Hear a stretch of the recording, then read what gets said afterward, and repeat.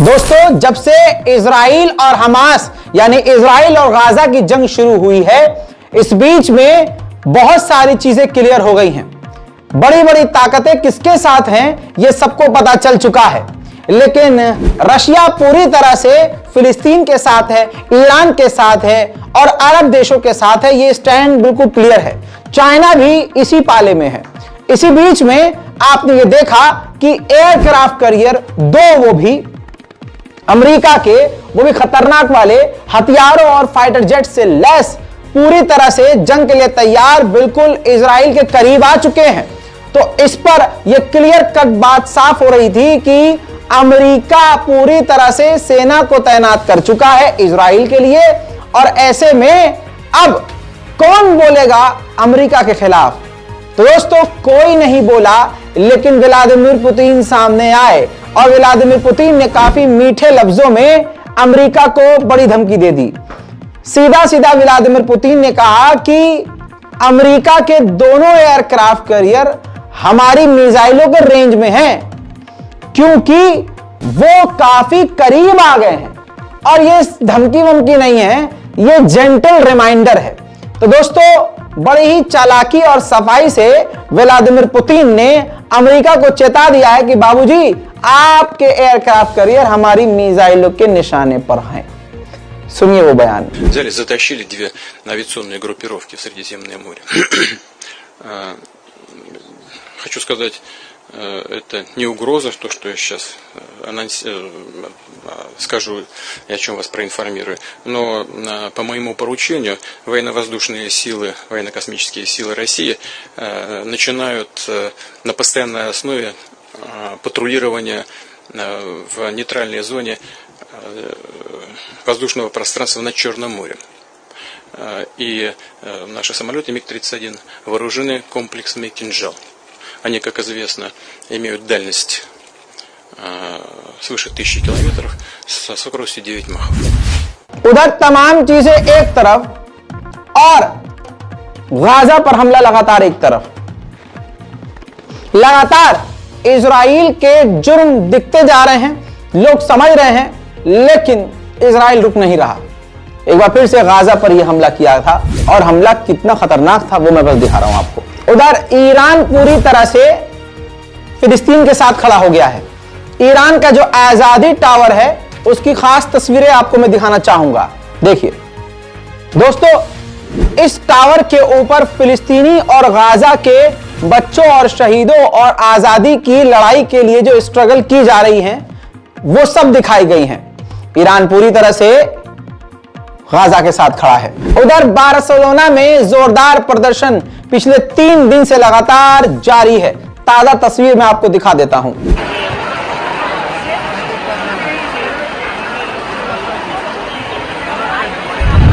उधर दोस्तों, आखिरकार यूएन भी लाइन पर आया और यूएन ने कहा कि ये जो इजराइल ने हमला किया है, इसकी जांच होना जरूरी है, जो अस्पताल पर हमला किया। उधर $100 बिलियन अमेरिका ने ऐलान किया है कि हम मदद देंगे इजराइल को, लेकिन हकीकत यह है कि इजराइल को नहीं मिलेगा इतना पैसा। $60 बिलियन यूक्रेन को दिए जाएंगे, बचे कुछ $40 बिलियन जो है इजराइल के बॉर्डर पर खर्च करेंगे। ताइवान, अमेरिका और मैक्सिको के बॉर्डर पर खर्च किए जाएंगे, बॉर्डर की सिक्योरिटी के लिए। आखिरकार इजराइल अमेरिका के कहने पर मान गया है और कह दिया है कि हम इजिप्ट के बॉर्डर को खोल देंगे मेडिकल हेल्प के लिए। खाना, पानी और दवाइयां हम गाजा जाने देंगे। उम्मीद करते हैं कि इजराइल अपनी गंदी जबान से नहीं पलटेगा, क्योंकि जबान गंदी है, पलटता रहता है। वहीं ताजा जानकारी यह है कि बाइडेन ने इजिप्ट के राष्ट्रपति से फोन पर बात करी है और अमेरिका राजी हो गया है, इजराइल भी राजी हो गया है। और खबर यह आ रही है सामने कि अब 20 ट्रक मदद के उस इजिप्ट के रास्ते से गाजा भेजे जाएंगे। अब देखना यह है, जो पहले बता रहा हूं, बोलना नहीं चाहिए, क्योंकि मैं जो बोलता हूं वो चीजें सामने होती ही होती हैं, क्योंकि मैं इजराइल के गंदपने को समझता हूं और आप भी समझते हैं। बस मुझे यह उम्मीद है कि अल्लाह ना करे इजराइल उन ट्रकों पर हमला कर दे, क्योंकि इजराइल कुछ भी इल्जाम लगा देगा कि ये हमास की तरफ जा रहे थे, ये मदद हमास की तरफ जा रही थी, तो हमने इस ट्रक पर हमला कर दिया। यह भी इजराइल कर सकता है। उधर मेरे दोस्तों ये देखिए, ये फिलिस्तीनियन बंदा है, ये बुरी तरह से घायल है, तस्वीर नहीं दिखा सकता। इसके पास अमेरिकी पासपोर्ट है, यूएसए का पासपोर्ट है, यानी अमेरिका का भी नागरिक है और ये फिलिस्तीन का भी नागरिक है, लेकिन ये गाजा में रह रहा था। इसकी बहन को इजराइल ने बमबारी में कत्ल कर दिया है और ये बंदा बुरी तरह से घायल है। उधर इजराइल के पुलिस चीफ ने कहा है कि जो भी गाजा और फिलिस्तीन को सपोर्ट कर रहे हैं उन पर नरमी नहीं बरती जाएगी, उन पर रहम नहीं किया जाएगा, बल्कि जो आवाज उठा रहे हैं गाजा और फिलिस्तीन के लिए, उनके लिए मैं बस लगा दूंगा कि वो भी वहीं चले जाएं। उधर दोस्तों अमेरिका ने बड़े ही शातिराना और बंद कमरे में बैठकर इजराइल को परमिशन दे दी है कि अब वो जमीनी हमला गाजा के अंदर शुरू कर सकता है। वहीं आयरलैंड फिलिस्तीन की मदद के लिए आगे आया है। आयरलैंड ने 13 मिलियन यूरोज फिलिस्तीन को मदद देने का ऐलान किया है। उधर प्रधानमंत्री मोदी जी के बेस्ट फ्रेंड डोनाल्ड ट्रंप ने ऐलान किया है कि वो इजराइल जाएंगे। इसके अलावा दोस्तों जॉर्डन में अभी भी इस वक्त भी जब आप ये वीडियो देख रहे हैं, रिपोर्ट देख रहे हैं, जबरदस्त प्रदर्शन चल रहा है।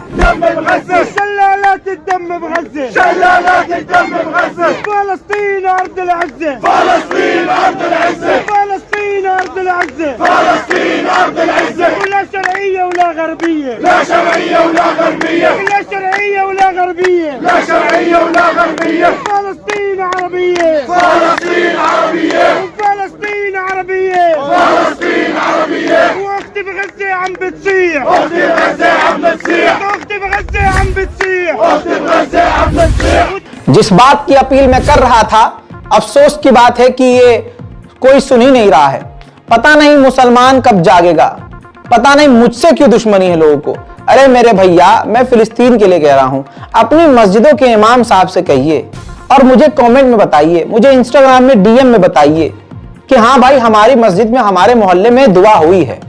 अपने उस मस्जिद में जब इमाम साहब दुआ करवाएं, वीडियो रिकॉर्ड करके हमको भेजिए इंस्टाग्राम पर, छोटा वीडियो भेजिए 5 सेकंड 10 सेकंड, बस मैं खुद दिखाऊंगा दुनिया को कि हाँ हमारे हिंदुस्तान में, हमारे भारत में मुसलमान खुद कितना भी जुल्म सह रहे हों, लेकिन दूसरों पर, अपने भाइयों पर जुल्म होता हुआ देखकर वो कम से कम बोल तो रहे हैं, दुआ तो कर रहे हैं।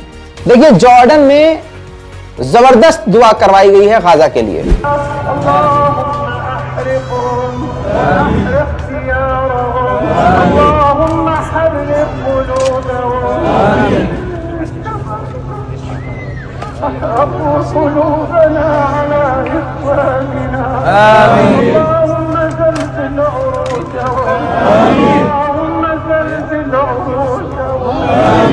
اللهم افتح حبلك عنهم، اللهم افتح حبلك عنهم، يا منتقم يا جبار، يا منتقم يا جبار، انتقم لأهل غزة، اللهم انتقم لأهل غزة، اللهم وارزقنا صلاة قريبة في المسجد الأقصى، فاتحين مكبرين مهللين راكعين ساجدين। उधर बर्लिन की पुलिस वाटर कैनन का इस्तेमाल कर रही है फिलिस्तीनियों के प्रदर्शन को रोकने के लिए।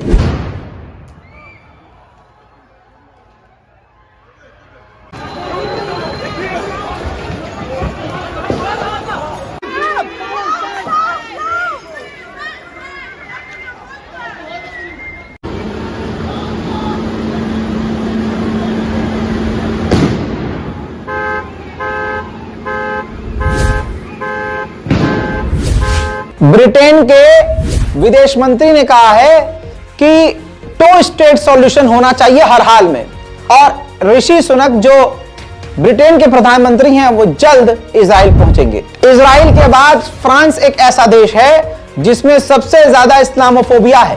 पूरी दुनिया में सबसे ज्यादा, भारत के बाद अगर इस्लामोफोबिया है तो फ्रांस में है।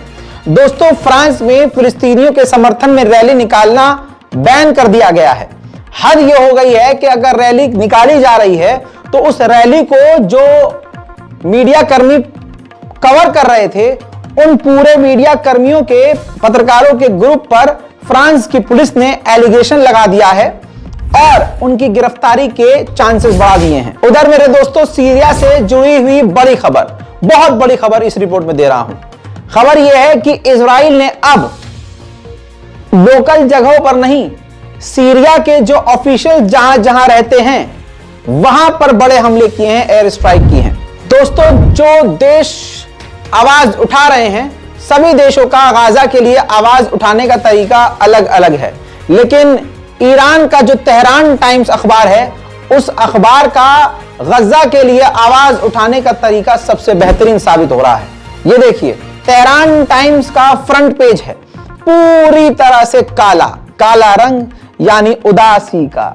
जी हां, तेहरान टाइम्स ने अपने फ्रंट पेज को पूरी तरह से काला प्रिंट किया है।